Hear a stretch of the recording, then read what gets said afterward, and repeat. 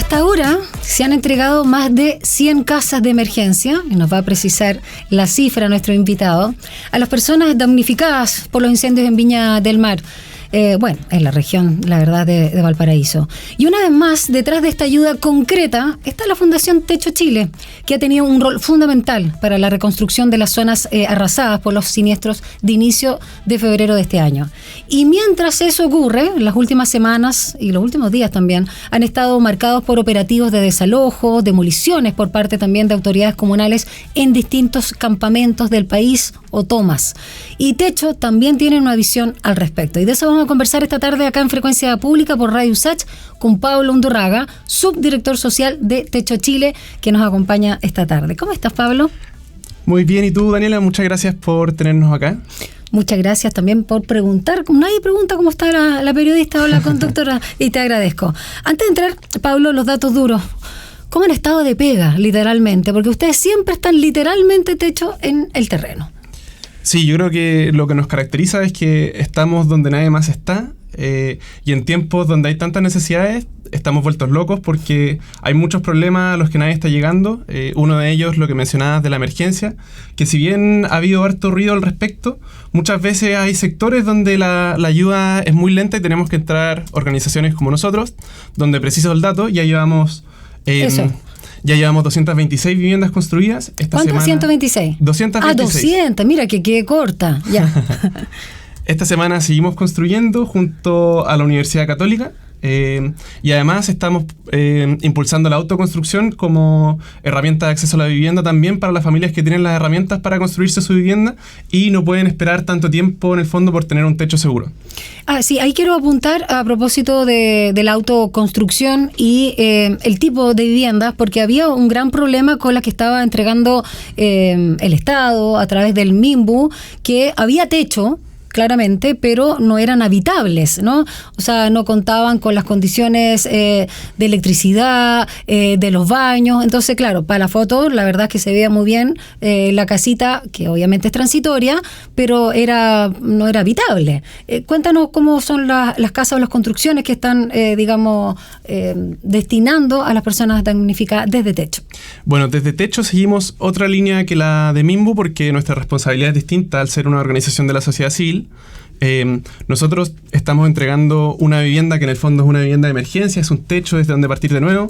Es una vivienda en este caso de 19 metros cuadrados que tiene forro en piso, en paredes y en techo, por lo que es una vivienda súper aislada, súper segura en el fondo para pasar el invierno. Y además, junto al Hogar de Cristo, estamos teniendo la iniciativa de poder equipar estas viviendas para que en el fondo tengan aquello que sea necesario para las familias para que puedan surgir de nuevo. Sin embargo, debido a que somos solamente una fundación y que la magnitud del problema es muy grande, nosotros no estamos abarcando todas las dimensiones necesarias de una vivienda. Por eso mismo, tareas como la construcción de baño quedan muchas veces para las familias, donde hemos estado, al menos estamos asegurando de que exista el acceso a baños comunitarios para quienes aún no puedan construir su baño, y de esa forma estamos atacando dos problemas, que es el de la vivienda, pero también es el pensar que la vivienda no es solamente una carcasa material, sino que es todo lo que ocurre en ella. Exactamente. ¿Y cómo ustedes evalúan? Yo sé que no es la labor de ustedes, ¿no? Pero ante esta emergencia en particular, el trabajo que está haciendo el gobierno, hubo ahí toda una situación, por un lado con la emergencia propiamente tal, Senapred, discusiones, se tiraba la pelota de un lado para otro con las municipalidades, sobre todo Quilpué y Viña del Mar, y la gente sigue esperando más allá de las rencillas políticas o administrativas. Y ustedes siempre han estado, independiente del gobierno de turno, siempre. ¿Cuánto lleva ya Techo? Llevamos 26 años. Imagínate, todos los gobiernos que han pasado. ¿Cómo es también la visión que ustedes tienen de cómo el Estado, más allá del gobierno, el Estado responde a estas crisis en particulares y al déficit habitacional de vivienda que es también histórico, que se va arrastrando? Bueno, creo que esta pregunta tiene tres capas que es importante analizar. La primera es la de la vivienda de emergencia, que es fundamental ante cualquier catástrofe, que en el fondo no es una solución definitiva, no es lo que las familias debiesen acceder, pero sí es lo que se necesita en tiempos cortos. Sí. Y en ese sentido, la velocidad de entrega de viviendas de emergencia de parte del Estado quizás no ha tenido la velocidad adecuada. Nosotros Por eso también estamos trabajando por la construcción de viviendas de emergencia, porque hay muchas familias a las que aún no le llega y que aún están en carpa cuando ya empezaron las clases. Empezaron las familias a retomar cierta normalidad. Entonces es una situación bien dramática la demora en el acceso a una vivienda de emergencia. Por otra parte, el gobierno tiene una responsabilidad, ahora ha salido un poco más en detalle el plan de reconstrucción, de pensar viviendas a mediano plazo, porque muchas de las zonas que se quemaron son, por ejemplo, campamentos que albergan a cientos de familias que llegan ahí por una necesidad habitacional, y en el fondo por no ser un espacio urbanizado se ven expuestos a riesgos como lo son los incendios forestales, por estar por ejemplo en quebradas o están en lugares que tienen difíciles accesos. De esta forma creo que ahí hay un segundo desafío muy importante, que es cómo pensamos el mediano plazo para ser un país más resiliente, un país que se para de nuevo, pero que se para responsablemente y evita futuras catástrofes. Y luego tenemos un tercer plano, ya que es el que te refieres cuando hablamos del plan de emergencia habitacional, que tiene que ver en el cómo tacleamos este problema de la vivienda, no solamente a escala de la quinta región, sino que a nivel país. Exacto, una meta de 260.000 viviendas, señalaba el presidente Boric, según el cual el ministro Montes, con el que conversé acá en la radio, llevamos un poquito más del 40% de avance. Sí, así es. Un poco el gobierno se plantea este desafío de aumentar la producción de viviendas bajo la premisa de diversificar las formas de acceso a la vivienda. Y en ese sentido nosotros nos toca ver más de cerca la dimensión de los campamentos, desde donde ha sido difícil ver los avances en este plan de emergencia habitacional, a pesar de que en otros aspectos sí se ha avanzado bastante. Ahora bien, por otra parte, es importante mencionar que en el fondo es una meta cuantitativa de construcción de viviendas, pero nosotros también debemos tener la responsabilidad de pensar mucho más allá de la vivienda y pensar también en la ciudad, las relaciones que se producen dentro de la ciudad y cómo vamos generando un espacio urbano que sea adecuado para las familias, en especial, por ejemplo, ahora que surgen problemas como el de la seguridad, que tienen mucho que ver con cómo están construidas nuestras ciudades. No solamente un tema de quienes entran al país, sino también de poder asegurar que las calles tengan luz, que sean espacios seguros, que en el fondo la gente pueda acceder a servicios. Limpios, que importante también, ¿eh? Eso es muy importante. A veces no lo valoramos en su justa medida. Muy importante. Y también yo creo que tomar la dimensión de la educación, porque en el fondo en un país donde las personas no tienen muchas veces la esperanza de tener opciones para salir adelante, a veces también entra el delito y la desesperanza como alternativas frente a la falta de oportunidades reales de salir adelante. Ya vamos a hablar, Pablo, de todo el tema de los campamentos, las tomas, las realidades que ustedes conocen muy bien como Fundación Techo, pero quiero detenerme ahora, si nos puedes contar y sobre todo contarle a nuestros auditores, cuando hablamos de sobre todo en el plan de reconstrucción para, se me cae el carnet, perdona, quinta región o región de Valparaíso, pensando en estas viviendas de emergencia, que tú decías que también se está viendo o mirando que fueran de mediano plazo. Yo sé que esto no se tiene que ver desde una perspectiva desechable, pero ¿cuánto pueden durar o cuánto están pensadas para darle una solución más definitiva finalmente a estas familias y más digna, porque son casas que obviamente responden a una necesidad urgente, pero no el problema de fondo? Bueno, las viviendas que construimos nosotros, que son similares a las que está construyendo el Estado, tienen la gracia de que los materiales son de muy buena calidad, lo que les da alta durabilidad, y que por otra parte son fácilmente modificables. Entonces tú tienes, por ejemplo, un panel atornillado que se puede desatornillar, después tú amplías ese espacio, o por ejemplo, si es que accedes a otra forma de solución ya más definitiva, también puedes ocupar este material que trae la vivienda para poder pararte de nuevo y para poder construir un espacio digno y que sea adecuado para las personas que lo habitan. Tú decías ¿cuánto era el...? No, perdón. 226 viviendas. 226 viviendas llevan hasta la fecha, hoy ya 26 de marzo, terminando este mes. ¿Cuál es la meta? Nuestra meta son 1.000 viviendas. ¿En qué periodo? ¿Durante el año? Sí, durante el año. Yo creo que el grueso de viviendas lo vamos a tener listo ya para fines de abril. Y eso ha sido posible, creo que es importante mencionarlo, porque es un apoyo que ha sido posible gracias a todos. Por una parte, a quienes confiaron en nosotros, en nuestra labor, y han donado para que nosotros podamos llevar adelante esta labor. Por otra parte, a los miles de voluntarios que ya se han movilizado para la construcción de viviendas. Muchas veces se han movilizado voluntarios desde el extremo sur de Chile, y eso nos recuerda también que estos problemas que estamos enfrentando como país no son problemas de algunos, sino que son problemas de todos y que todos también nos podemos hacer parte de las soluciones. Eso es importante porque siempre se necesita valga la redundancia, las necesidades son mayores cada vez más por todas estas situaciones que estamos viviendo, no solo producto de los cambios que están relacionados con la naturaleza, el cambio climático, la misma intencionalidad, ¿no?, que se está investigando a propósito de estos siniestros o incendios en la quinta región, pero es algo con lo que convivimos y vamos a seguir conviviendo. Entonces, súper importante también que recalques la ayuda de todas y todos para esta causa, cuáles son las vías y cómo se pueden ir materializando. Nosotros también como universidad estuvimos recolectando con ciertos puntos, incluso acá en Estación Central, para las personas, sobre todo con víveres, pero también se necesita chinchín o trabajo de mano de obra para poder construir estas casas. Sí, creo que en las emergencias se necesita un poco de la creatividad y la acción de todos. Bueno, y agradecer a la universidad que nos apoyó el año pasado en la reconstrucción de Santa Juana, y también nos ha apoyado este año a través de jóvenes voluntarios que en el fondo se movilizan hacia Viña del Mar a reconstruir. Y creo que todavía necesitamos ayuda, tanto a través de donaciones de quienes puedan hacerlo, como también de voluntarios a través de las distintas convocatorias que estamos haciendo a través de nuestras redes sociales. ¿Son específicas las convocatorias? ¿Gente que tenga algún conocimiento para poder construir o idealmente jóvenes? Cuéntanos ahí. Nuestro público de reconstrucción es un público joven, que tenga flexibilidad horaria y que esté dispuesto a movilizarse durante 4 o 5 días desde sus regiones a reconstruir. Son llamados que no son masivos, sino que son llamados regionales, porque tenemos la capacidad de ir moviendo a las regiones de a poco, no podemos ir todos de a una. Entonces ahí quienes estén interesados en participar, los invitamos a estar atentos a nuestras redes sociales, donde vamos a ir desplegando la información sobre nuevas convocatorias. Pablo, yo te veo obviamente muy comprometido y seguramente nuestros auditores de Frecuencia Pública también lo sienten. Pablo Undurraga, subdirector social de Techo Chile. ¿Hace cuánto tiempo que estás en Techo? Y porque se nota que eres una persona joven. Y también, ¿qué te motivó? Cuéntanos un poquito de tu historia.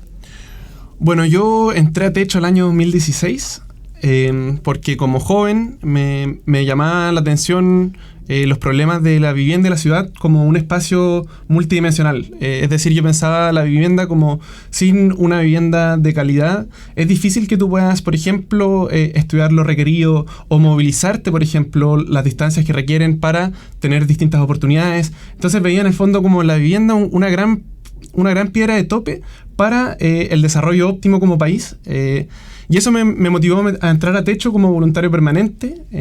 Ahí tuve la oportunidad de ser voluntario durante 3 años en un campamento en Tiltil, que están prontos a recibir su solución habitacional.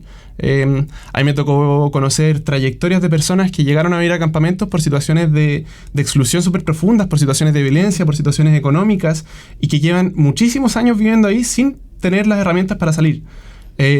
Y eso me motivó a seguir en esta tarea, pensarla no solamente desde lo local, que era por ejemplo mi caso, que lo veía en el campamento en que trabajaba en Tiltil, sino que empezar a verlo como ya un problema nacional. Eso me motivó a empezar a trabajar en Techo desde el 2021 que estoy aquí. Primero me tocó estar ayudando a la formación de dirigentes y líderes comunitarios, que son personas que desde sus territorios están levantando sus comunidades. A ellos nadie les paga, lo hacen de manera gratuita. Muchas veces se ven expuestos a amenazas. Yo creo que son héroes realmente.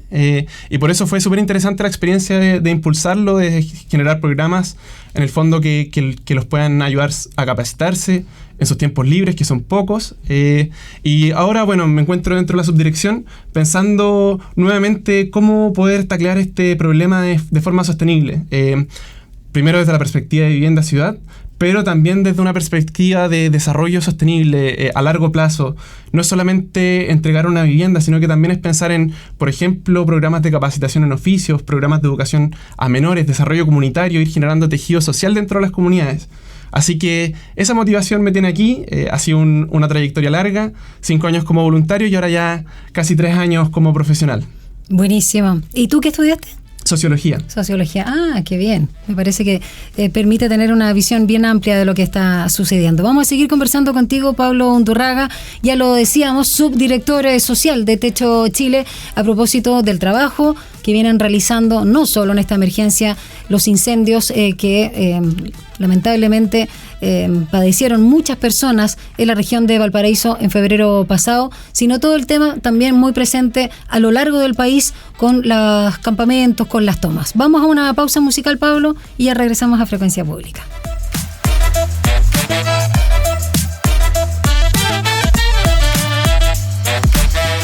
Bueno, regresamos a Frecuencia Pública. Estamos conversando con Pablo Undurraga, subdirector social de Techo Chile, a propósito de lo que está pasando en nuestro país con no solo la falta de vivienda en general, ¿no? Cuando la meta también del Estado, o más bien del gobierno de turno, ha sido construir de aquí al 2025, contar con 260.000 viviendas. El ministro Montes, a cargo de la cartera de Minbu, por cierto, hablaba que nos estamos acercando superando en realidad el 40%, con también las terminadas y otros porcentaje importante a nivel de ejecución. Y Pablo, desde Techo también nos viene a contar el trabajo que se realiza de esta fundación, que cuenta y necesita con todo el apoyo de ustedes.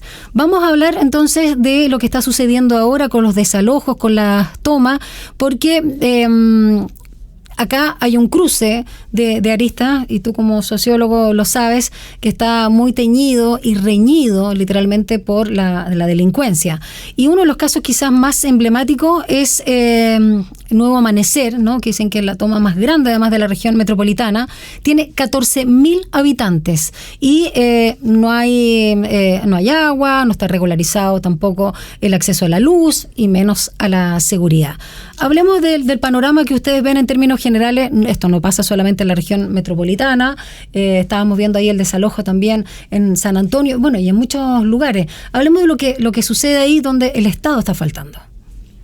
Bueno, lo primero creo que es importante caracterizar el fenómeno de los campamentos. Es un problema que ha tenido un crecimiento explosivo. En 2019 había 47.050 familias que habitaban en campamentos y ya en 2023 hay 113.000. Y lo más probable es que nosotros este año actualizamos nuestro catastro y todo indica que este número ha seguido al alza. Por ende, un fenómeno que va creciendo. Antes de entrar en las características en específico, quisiera recordar qué es un campamento. Nosotros entendemos un campamento como un grupo de 8 o más familias que viven en posesión de un terreno irregular, es decir, que no les pertenece, una toma tradicionalmente, y que parte como toma y se convierte en un campamento. ¿Esa es como la figura para diferenciar los conceptos? Una diferencia más semántica. Tradicionalmente pasaban a considerarse tomas cuando pasaban a estar dentro de los catastros del Estado. Pasaban a considerarse campamentos, perdón. Claro, porque uno se toma literalmente un terreno porque necesita dónde vivir y se va generando este campamento mientras se van sumando más casas. No, ¿cómo tienen un nombre también, no? ¿Los rucos? ¿Cómo se le llama? Los rucos, pero eso se refiere a un tipo específico de construcción. Okay. Bueno, y estos campamentos han ido al alza, pero se han diversificado. Creo que ahora es muy difícil meter a todos los campamentos en el mismo saco. Dentro de estas 113.000 hogares que viven en campamentos, hay campamentos de distintas características culturales y sobre todo yo creo que lo que más diferencia es de distintos tamaños en promedio. Por ejemplo, a nivel nacional, el promedio de hogares por campamento es de 88 hogares. Sin embargo, tenemos campamentos como el Nuevo Amanecer, donde se estima que pueden haber sobre 2.000 hogares. Esto hace que las dinámicas que se ven dentro sean muy distintas, porque si pensamos un territorio del Estado de 50 hogares, es mucho más abordable que si pensamos 2.000 hogares que se desarrollan sin Estado y que van desarrollando estas dinámicas que han salido tanto en la tele, por ejemplo, el comercio legal adentro. Pero también yo me pregunto si es que tú estás metido dentro de un campamento tan grande donde para llegar a la ciudad formal necesitas caminar 25 minutos, 30 minutos, ¿cómo no se van a producir estas formas de comercio legal, por ejemplo? O también cómo la delincuencia no va a haber ahí un espacio fértil donde desarrollarse, pensando en que son laberintos de ciudad informal donde no llega el Estado y donde en el fondo se pueden esconder y pueden operar a sus anchas. Y en ese sentido, la labor de techo, solo un dato, ¿no? Carlos Montes, el ministro de Vivienda, hablaba de 1.472 tomas las que se registran actualmente en todo Chile. ¿Ustedes cómo también trabajan ahí? Porque, claro, las soluciones del Estado, algunas, porque no todas las personas son elegibles para un apoyo estatal a través de subsidio de arriendo o incluso albergues transitorios, ¿no? Y además que son además estos albergues soluciones temporales, y pensando también la compleja situación que tienen la población migrante, a propósito de estas tomas que están en la mira con todos los casos mediáticos de violencia y de atrocidades también que se han vivido, ya no solo lo que se le suele decir incivilidades, ¿no? Uh-huh. ¿Cuál es ahí la labor o cómo también apoya Techo? Bueno, voy a hacer un resumen muy corto de lo que hacemos, centrándome realmente en lo principal, porque realmente abordamos el problema desde una perspectiva multidimensional, pero nuestras principales líneas de trabajo yo diría que son 4. Primero, la asesoría efectiva a las familias de campamento sobre los programas de solución habitacional para que efectivamente puedan salir del campamento. O sea, información, educación. Sí. Información sobre los programas estatales y también capacitación para poder acceder a ellos, porque realmente a veces no es tan fácil. Por ejemplo, el ahorro suele ser una piedra de tope y, por ejemplo, ahí nosotros podemos desarrollar talleres que fomenten el ahorro. En el fondo, entregar las herramientas para que las familias puedan salir del campamento. Lo segundo es el desarrollo comunitario, es decir, que en el fondo las comunidades tengan las herramientas para ellos mismos alcanzar sus sueños y darle solución a sus problemas. Creemos que esa es una forma muy importante de generar tejido social donde está debilitado, y el tejido social es algo que previene el delito, por ejemplo, es algo que ayuda a que la gente crezca mejor, que nos ayuda a crear ciudades distintas, ciudades donde la gente se encuentre. Por ejemplo, se ha estudiado mucho que el que haya encuentro comunitario disminuye la percepción de violencia y hace que las personas puedan vivir más tranquilas. Y nosotros impulsamos toda esa línea que en el fondo busca que podamos vivir mejor y solucionar el problema no solamente desde lo habitacional, sino que desde una perspectiva multidimensional. Lo tercero, nosotros trabajamos tenemos una inmobiliaria social que se dedica a la construcción de proyectos de vivienda social. Actualmente han entregado 99 que han beneficiado a más de 8.000 familias. Ahora estamos trabajando en varios más. Y por otra parte tenemos un centro de estudios que se dedica a investigar en profundidad el fenómeno de los campamentos para que también tengamos las herramientas para hacerle frente, porque en el fondo si desconocemos la realidad de los campamentos y no tenemos información a fondo, es difícil que a nivel estatal se pueda hacer algo que pueda abarcar la magnitud del problema. Pablo, ¿sientes que no solo la prensa, sino en el debate público, desde las autoridades, los políticos y el populismo que no escapa a ningún color, se ha estigmatizado mucho la vida en los campamentos, o es tan radical y padecen tanto como vemos en la prensa o en los medios de comunicación masiva? Sí, se ha estigmatizado bastante los campamentos.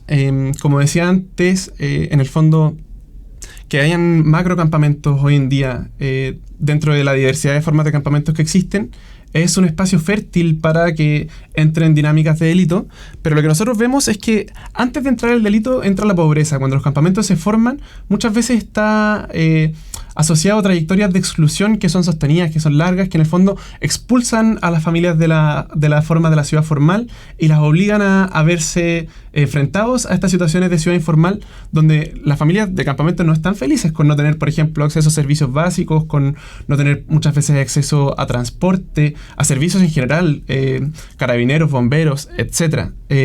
Entonces, creo que es importante trabajar este tema de la estigmatización, porque en el fondo ahí donde hay delito no es culpa de todas las personas, sino que realmente hay que distinguir el trigo de la cizaña y saber también que donde hay delito y se debe atacar son las herramientas del Estado las que deben entrar. Y por otra parte, yendo un poco al punto de la estigmatización desde la perspectiva de lo social, ahora estamos viendo que en muchos campamentos que han sido estigmatizados están recibiendo amenazas, la gente no puede vivir tranquila. Ya los campamentos son estigmatizados de base, la gente no puede muchas veces acceder a trabajos por no tener una dirección que poner. Y ahora están recibiendo amenazas, por ejemplo, vimos en Cerrillos que no va a amanecer, sino que otro campamento que está ahí cerca recibió amenazas de los vecinos de que iban a venir a quemar el campamento para que se vayan los delincuentes, y quienes salen afectados por eso probablemente no son los delincuentes que encuentran nuevas formas de desarrollarse, sino que son las familias que están ahí por trayectorias de exclusión y vulnerabilidad. Y vimos también lo que pasó ahí en el Sajón de la Aguada, ¿no? En la Florida, también ahí cuando se produjo el desalojo por parte del alcalde Carter, ¿no?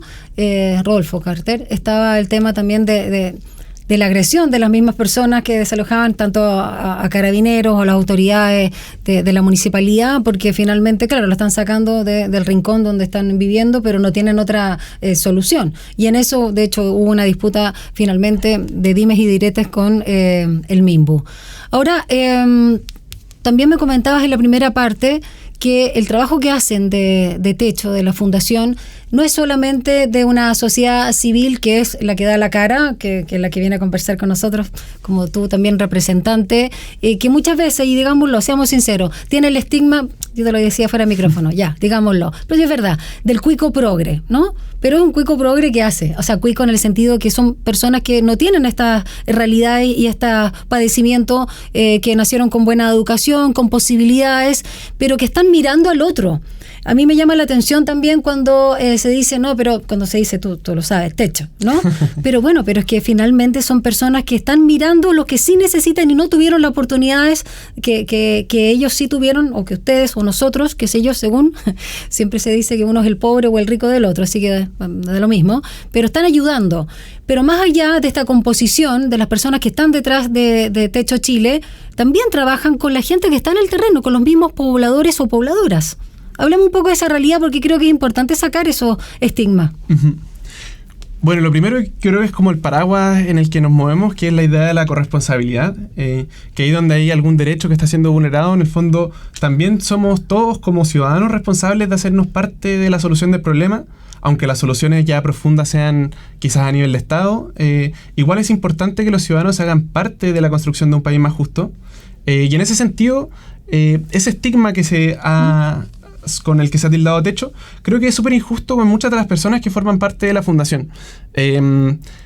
Nosotros en Techo vemos que nuestros voluntarios son de diversos sectores y características socioeconómicas, y nos ha pasado, por ejemplo, que dentro de los lugares donde trabajamos, en campamentos, por ejemplo, son jóvenes del mismo campamento quienes deciden entrar a trabajar con nosotros, quienes deciden entrar a tener roles de liderazgo.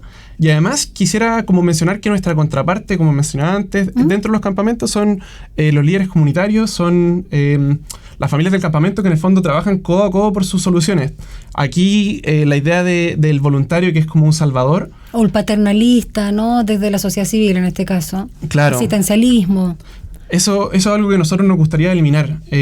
Nosotros vemos que las personas son quienes gestan sus propios procesos de cambio social, pero que en el fondo a veces necesitan que alguien los acompañe en ese proceso, que alguien esté con ellos, que te digan un poco, no estás solo en esto, sino que somos todos quienes estamos impulsando para que esto pueda cambiar. Buenísimo. Bueno, en pos del tiempo, Pablo Undurraga, también haz el llamado para que sigan las personas aportando, se sumen, por supuesto, en nuevas y las distintas formas que hay en el proceso también de convocatoria, en el caso para ser voluntarios o voluntarias. Sí, bueno, Techo se sostiene gracias al aporte de empresas, gracias a proyectos también que se desarrollan con el Estado y gracias al aporte de muchas personas que desde sus casas, desde donde están, deciden hacerse parte.